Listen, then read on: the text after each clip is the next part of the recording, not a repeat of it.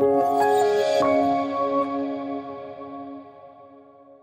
vais vous parler aujourd'hui de comment on a fait pour passer de 28 jours pour détecter un bug en production à 8 minutes pour le détecter et le corriger. Du coup, je m'appelle Mamadou, je suis tech lead à Théodo. J'ai rejoint Théodo, ça fait maintenant 2 ans. Et depuis que je suis arrivé, je m'intéresse beaucoup au monitoring, d'où ma présence ici. Du coup, sur mon premier projet à Théodo, on travaillait pour l'OFII, l'Office française d'immigration et d'intégration. En gros, on développait une plateforme qui va centraliser l'ensemble des informations qu'a besoin un demandeur d'asile ou quelqu'un qui fait une demande de regroupement familial. Du coup, là-dessus, il y a le client qui nous envoie un message. Là, c'est la page des allocations. Le client, du coup, dans le ministère de l'Intérieur, qui nous envoie un message en disant « il y a un bug en production ». En gros, les demandeurs d'asile ne voient absolument pas l'historique de leur versement et ont la sensation qu'ils n'ont juste pas reçu de versement. Et du coup, c'est super confusing et nous, on commence à investiguer. L'équipe tech, on commence à chercher le bug. Et là, on arrive à au premier takeaway de ce talk, c'est il faut un système de monitoring. Parce que du coup, on ne savait absolument pas où chercher. On ne savait pas si le bug était lié à un compte utilisateur, à un dossier qui a expiré, si c'était une API externe, si quelqu'un était en train de mettre en prod. Et du coup, c'était super compliqué d'investiguer. Heureusement, on avait le tech lead sur le projet qui s'appelle Monsieur Romain. Et il a mis sa petite casquette de détective privé. Et au fait, on s'est rendu compte que depuis 28 jours, la route qui renvoie l'historique des versements n'a jamais répondu en 200. Elle était toujours en 500. Toujours en erreur depuis la mise en service. Du coup, le deuxième takeaway de ce talk, c'est il faut un système de monitoring. Pourquoi? Parce que quand même 28 jours, ça a un super impact pour les utilisateurs. C'est quand même colossal en termes d'impact sur la durée. Du coup, on s'est dit, bon, on va mettre un système de monitoring en place et on s'est posé la question, c'est quoi un bon système de monitoring? Ce qu'on s'est dit, ce qu'on a vu, c'est qu'un système de monitoring, c'est 50% d'outillage et aussi 50% de process. En termes d'outillage, on avait des outils, ça c'était bien. On avait Greylog qui est un outil de monitoring sur lequel on peut visualiser l'ensemble des logs d'une application. Et on avait Monolog qui va pousser, qui va envoyer les logs de l'application sur Greylog qui est du coup l'outil de monitoring. En termes de process, on n'en avait pas, 0. Et on s'est dit, le détective privé va se reconvertir, il va être le dungeon keeper de l'application. C'est lui qui va être en charge, notamment sur cette belle page, de repérer les logs qui sont en erreur et ensuite de les catégoriser, d'investiguer, de regarder c'est quoi la root cause, etc. Si on doit la corriger, c'est quelle équipe qui doit la corriger. Pour l'aider un peu, on avait mis en place sur Greylog un système d'alerting qui va pousser des alertes sur Slack à chaque fois qu'on a un log de type erreur avec un log level error. Ça nous amène à ce beau schéma qui représente un peu toute la vie de notre système de monitoring. Je vous le détaille après, mais on a eu des hauts, on a eu des bas. Si on regarde sur les 2 premières semaines de notre système de monitoring, là, ce qu'on voit, c'est que sur l'abscisse, on a les dates, on a les jours. Du coup, chaque colonne ici correspond à un jour.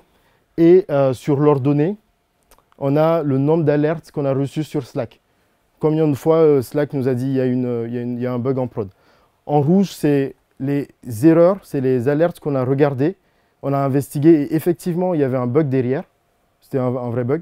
En jaune, c'est les faux positifs, c'est-à-dire on a reçu une alerte, on a pris le temps d'aller investiguer et on s'est rendu compte que derrière, il n'y avait pas de bug. C'était un comportement métier, c'était complètement normal. Le symptôme derrière n'était pas un bug. Et là, ce qui est problématique, c'est que notre système, on a 3/4 de faux positifs. C'est-à-dire que 3 fois sur 10, 3 fois sur 4, on va aller regarder et au fait, c'est pour finalement ne rien apprendre. Et très vite, notre Dungeon Keeper a commencé à arrêter de regarder les logs, les alertes. On recevait des notifications du coup en gris, on ne les catégorisait plus. On les recevait, on disait à tous les coups, c'est le faux positif que j'ai reçu hier et on ne le regarde plus.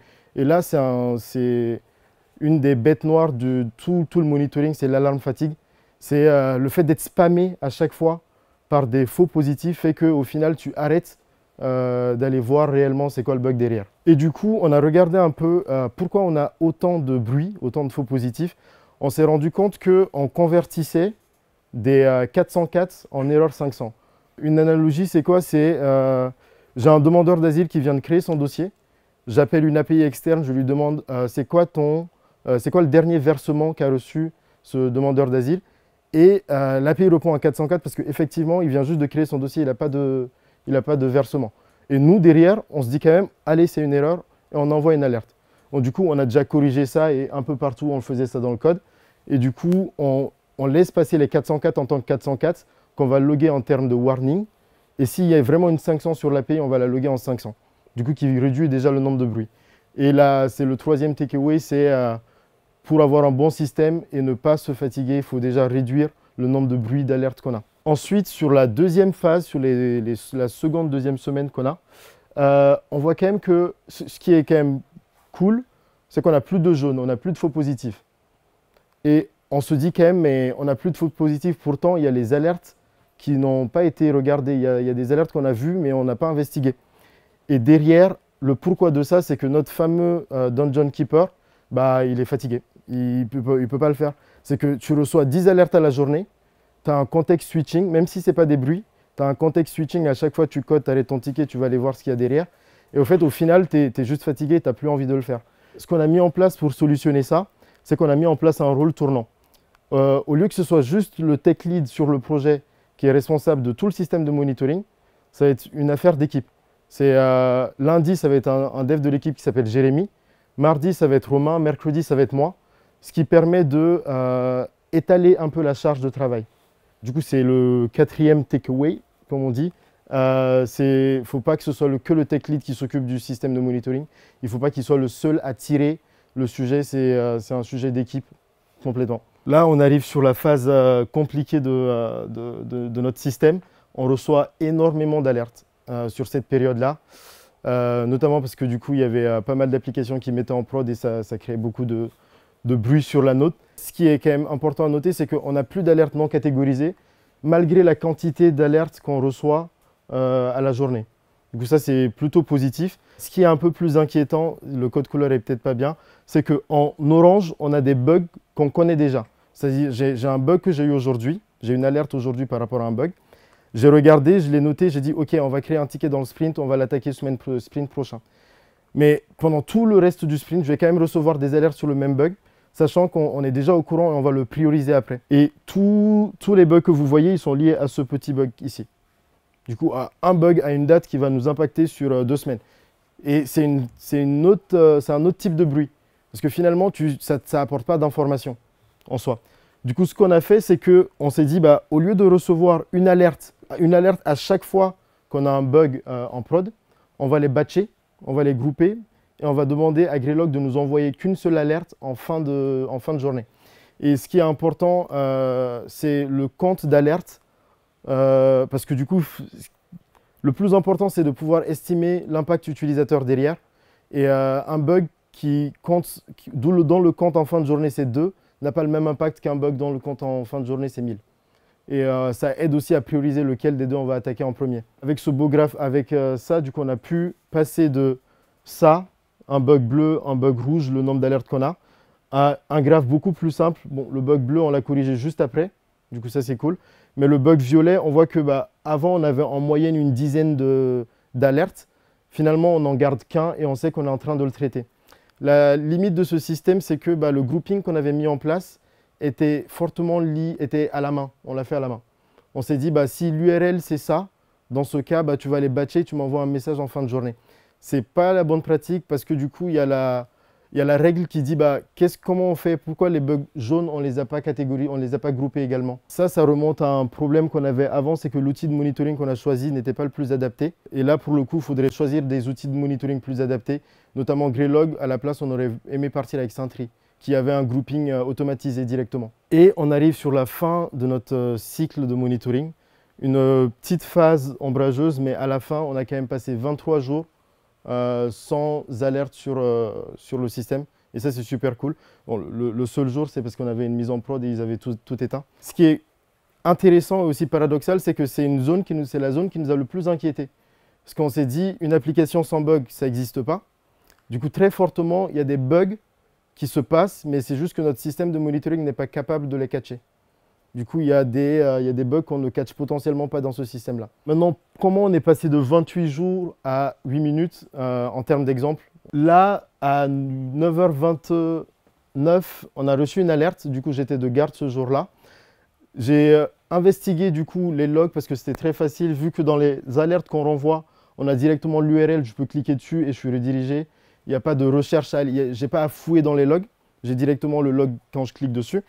J'ai posté le message dans le canal. J'ai informé mon tech lead. J'ai dit, bon, ça, je ne sais pas ce que c'est, il faut que tu viennes. Et du coup, il informe les ops et les ops disent, bah, on connaît déjà le problème. C'est une des bases de données qui a sauté. On va basculer sur la secondaire et on va corriger le problème. En 8 minutes, le downtime pour l'utilisateur était corrigé. Et ça, c'est aussi parce que l'ops, Mohamed, du coup, était aussi dans notre canal. Et il était super content de nous aider, super réactif parce qu'on avait construit un peu, on l'invitait à venir boire des bières en fin de journée avec nous. On jouait au baby-foot, on le laissait gagner souvent.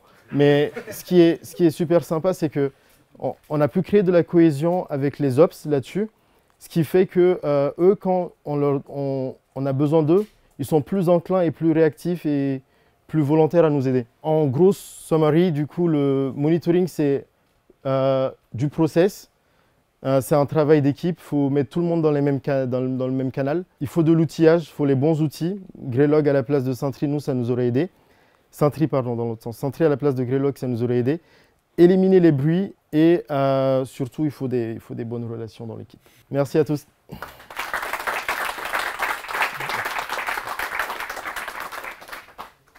Du coup, j'ai une question. Du coup, à la fin, vous avez agrégé les logs par jour. Donc, vous savez que si quelque chose a merdé le matin et que si votre site est HS toute la journée, vous le savez que le soir.